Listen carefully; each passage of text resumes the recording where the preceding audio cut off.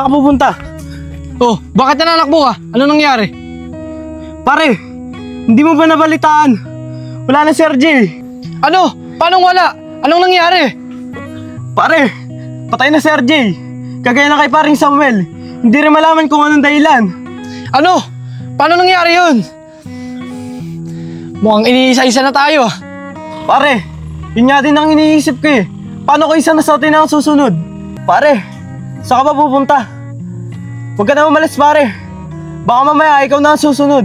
Mukhang nagiging matatakotin na yata ngayon.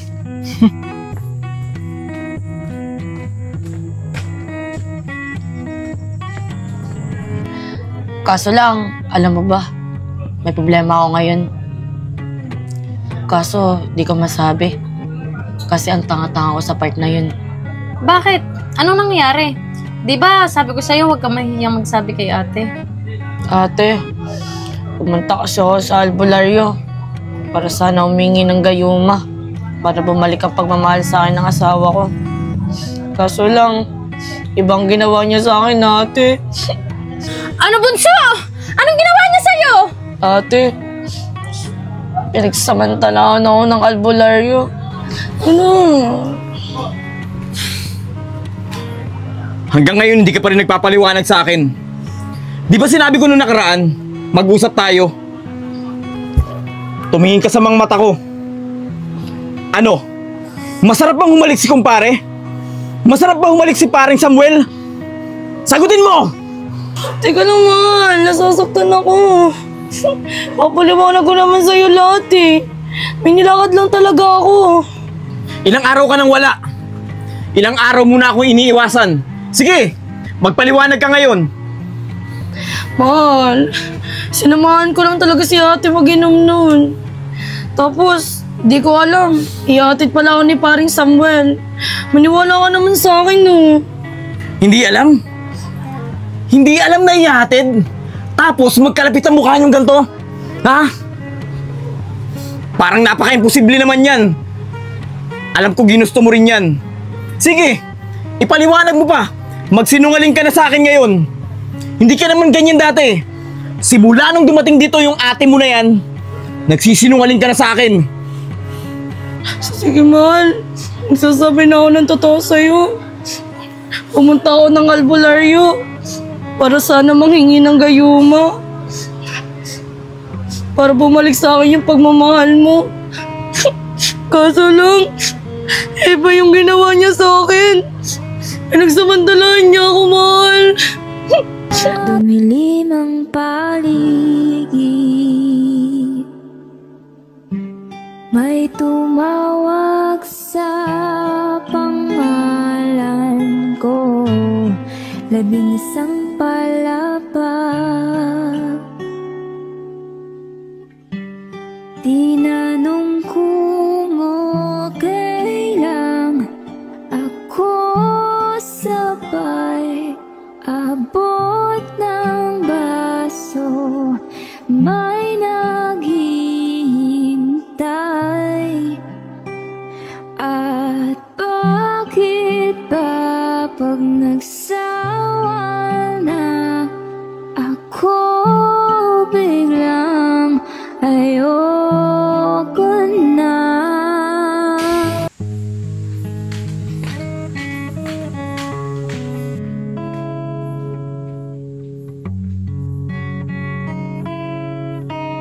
Nakakainis naman.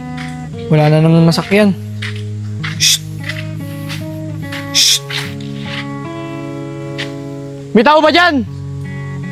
Sino yan? Ikaw! Di pa patay ka na? Anong ginagawa mo dito? Simple lang. Pagbayaran niyo ang ginawa niyo sa akin.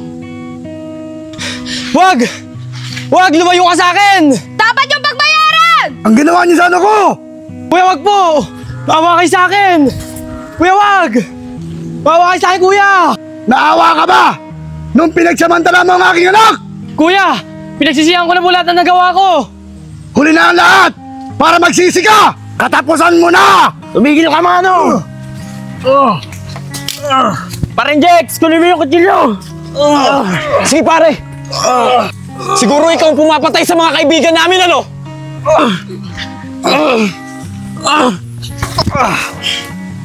Oo! Ako ang pumatay sa kanilang lahat! Ayun na pare. Ikaw palang pumapatay.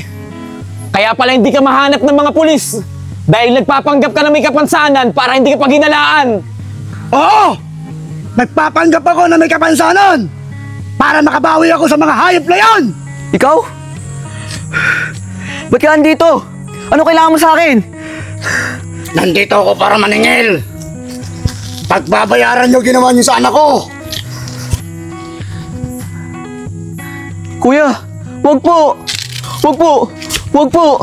Maawa ka po sa akin, kuya! Maawa ka ba? Nung pinagsamantalan niyo ang anak ko. Kuya! Wag po! Pinagsisihan ko na po lahat ng ginawa ko! Kuya! Ulo na lahat! Kuya, wag po! Para pagsisihan mo ang ginawa mo! Ah! Ah! Ah! Ah! Ah! Ikaw? Ano kailangan mo sa akin? Andito ako para singilin ka sa mga ginawa mong kasalanan sa anak ko. Wala akong kinalaman dyan. Sino ba yung anak mo? Si Leira ang anak ko na pinagsamantalahan nyo na nakalipas ang 2 taon. Matagal na yun ah. Tanggapin mo na lang na wala na ang anak mo. Huwag kang mag-alala. Ngayon, mawawala ka na rin. Manong, parang awa mo na. Magbabago na ako! Ito ang ganti ko Ah! para sa ginawa niyo sa anak ko. Ah! Kung sa kanila ka babawi, bakit pati asawa ko dinamay mo? Bakit? Hindi mo ba kilala ang anak ko? Anak ko lang naman ang niloko mo.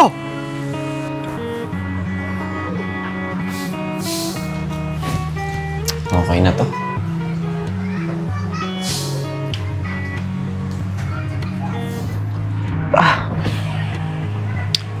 Dadating pa kaya yun? Ang oras na eh.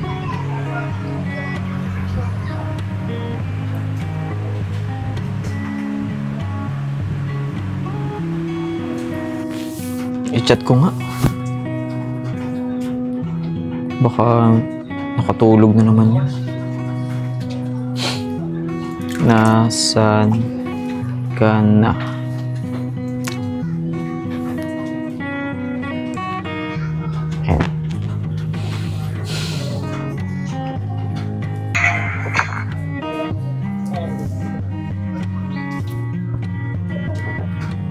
Ako na siguro chinachat na ito. Ikaw namimiss mo agad ako. Siguro, pag hindi ako nagpakita sa kanya ng mga ilang araw, malulungkot to. Teka lang. Oo nga pala. Ako rin pala, hindi ko kaya nang hindi siya makita. Hi, babe! Siguro, inaantay mo chat ko, no? Di talaga ako nag-chat sa'yo para ma-miss mo ako. Ikaw talaga, babe. Kala ko, di ka napupunta eh. Kala ko, ayaw mo na akong kadate. Sus, eto namang babe ko, nagtatampo agad. Tandaan mo to, Dito ako palagi para sa'yo. Tsaka, huwag ka mag-alala. Hindi ako mawawala sa'yo. Alam ko naman yun, babe.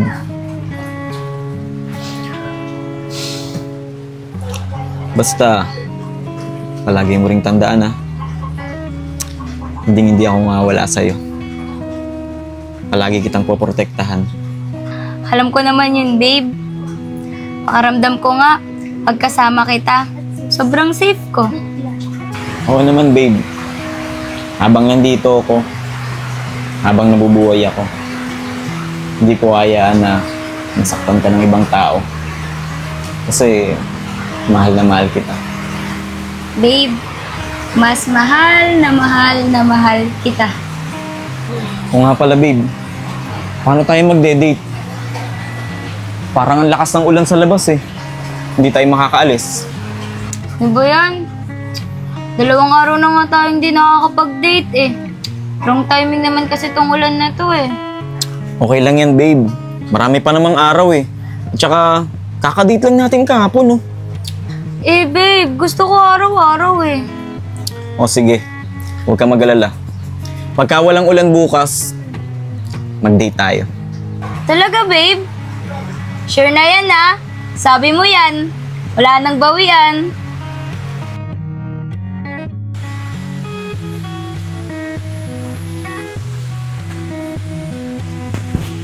Dadating pa kaya yun? Hindi mo lang nagte-text o tumatawag.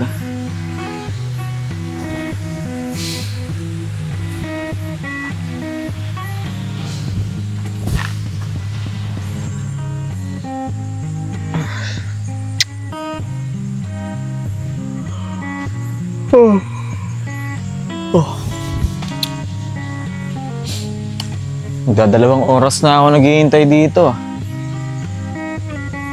Baka hindi na dadating yun.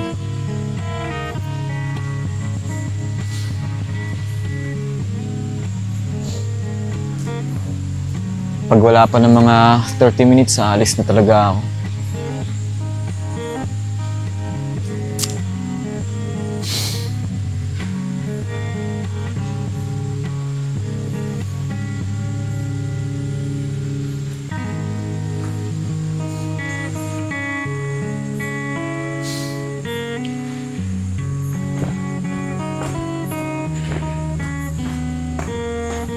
Babe, sorry ah. Ngayon lang ako nakarating. Kinausap kasi ako ni Papa eh. Bakit? Anong sabi niya sa'yo? Pinagbawalan ka ba? Hindi naman. Pinaalala lang sa akin ni Papa na may reunion kami ngayon. Nakalimutan ko kasi. Ganun ba? Paano yan? Hindi na naman matutuloy ang date natin. Nakancel lang nga tayo kahapon dahil umulan eh. Babe, sorry talaga ah. Nakalimutan ko kasi. Ano pa ba magagawa ko? Sayang, gusto ko pa naman matuloy yung date natin ngayong araw. Pero, okay lang babe. Sige, pumunta ka na doon. Mas importante yun eh. Pamilya mo yun. Babe, sorry talaga. Okay lang. Naintindihan kita. Sige, uwi na ako ah. Teka lang babe, ba't ka uuwi? Eh isasama nga kita eh. Para makilala ka ng mga kamag-anak ko. Ikaw talaga babe. Di mo kasi sinabi agad eh. Akala ko naman, di mo ako isasama.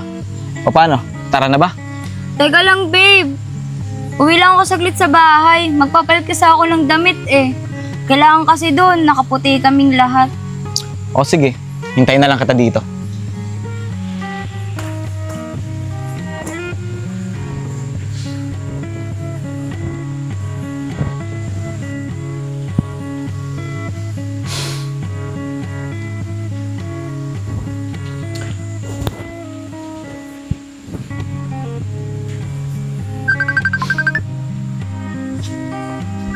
May tumatawag. Hello, Ma? Ano? Na-aksidente si Bunso! Sige po, sige po. Susunod na ako dyan sa ospital. Inang paligid, may tumawag sa pangalan ko. 11 palapag, di